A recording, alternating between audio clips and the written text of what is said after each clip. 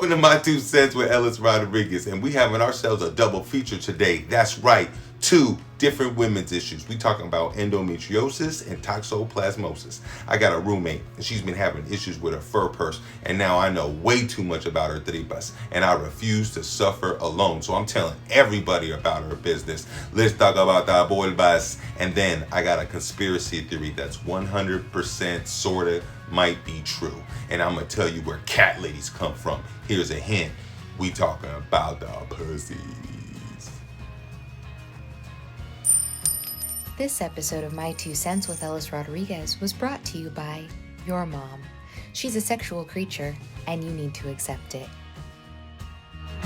What you talking about, Ellis? Listen, I didn't know anything about this either until my roommate starts complaining about all this pain and bloating that she's having every time her tia Roja comes to visit, right? And she's bloating. Like, she's getting a legit, like, panzón that your tia would have after drinking Atlas for 40 years. And she said the pain was like her entire guts were getting jumped into a Puerto Rican prison gang. Like, can you imagine just getting doinked by 15 toothbrush shakes all day, then putting on some lady outfit, going to work and smiling? And as it turns out, 1 in 10 broads have what is called endometriosis. And according to a recent survey that I personally took, 1 in 10 broads has what is called an attitude problem, and they don't like it when you call them broads. So for the 1 out of 100 bitches that got a sense of humor about this topic, this one's for you. Now, as a layman, it's hard for me to explain, but as best as my roommate told me, essentially, if you have endometriosis, your coochie is a hoarder, and it's just holding on to stuff that it just shouldn't. You know what I mean? Empty beer cans, old takeout boxes, hella newspapers, old Jet magazines, and Christmas cookie tins. You know what? Let me actually hand this over before I get in trouble.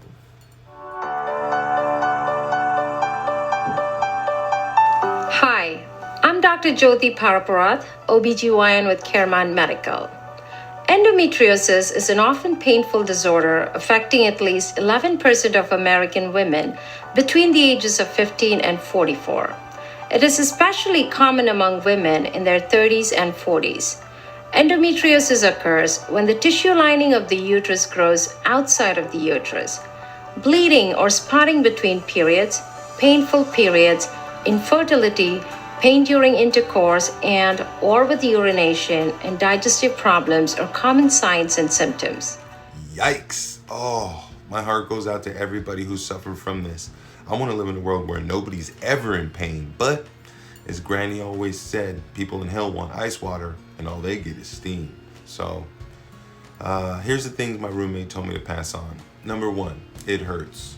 And she says it hurts a lot, but it might not hurt in the places where you think, but expect it to be worse during your monthly blood drive. Number 2, it gets misdiagnosed a lot.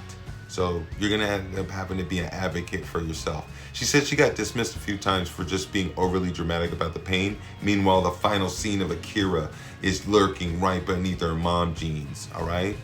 Don't let anybody tell you it's just in your head. It's not. It's also in your pants. Number 3, there is help. She had a surgery and she's been much better, but apparently might not ever fully go away. Which leads us to last but not least, you're not alone. There's a ton of support groups online, things that you can join that not just help with the emotional support, but also tips on how to treat the symptoms. And here's the bottom line, because Whoopi Goldberg said so. This seems like just yet another hardship that women need to go through because of their plumbing, all right? And don't blame me for that, by the way. You can blame Eve for that. Y'all should have went with Lilith. She was the OG. She was the original. She was Oprah. She was like treating Adam like he was Stedman, all right? But I digress. My roommate seemed like she was in a ton of pain, and she was still out, smiling, trying to make sure everybody else was good and having a good time, which makes her like a little tiny beastly hero. And I was kind of proud of her that she went through it and came out happy on the other side.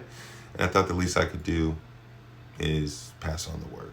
So Now for that hot fire conspiracy theory I was talking about, and I can only confirm about 11% of what I'm about to say scientifically, but I got a sneaking suspicion that I'm right. What I'm really afraid of for my roommate is that she's becoming a cat lady. Remember I said we was going to be talking about pussies? I'm talking about gatos, and they got a thing called TOXO. Plasma Gandhi. I don't know. It gives you toxoplasmosis, and a lot of people have it. And it's basically this, like, I don't know, it's like a parasite that lives in cats' guts and then has babies, right? Makes its little kids, lives in the suburbs, sends it out through the cat's poop chute. Then it gets into like a mouse. And then once it gets into a mouse, it actually changes the mouse's brain and makes it like not afraid of the cat piss, but kind of like turned on by it. Starts heading toward the cat. What happens? Cat eats it. Now it's back in the cat, and the cycle starts over. So what my theory is that I think some ladies be getting the TOXO, right? And then it rewires their brain. Once you get it, you can't get rid of it. And now you start liking the smell of cat piss. One cat's not enough. Then you get 2 cats, 3 cats, 4 cats. Now you a cat lady.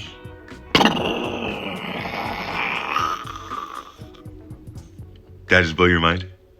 Did I? I hope so. Because that's the end of the show. This is technically my second viewer topic, so I did that, huh?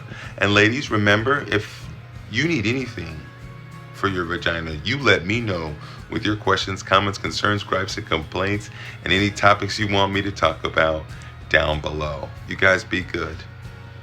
Peace. Melida, I'm leaving. No. No. Yeah.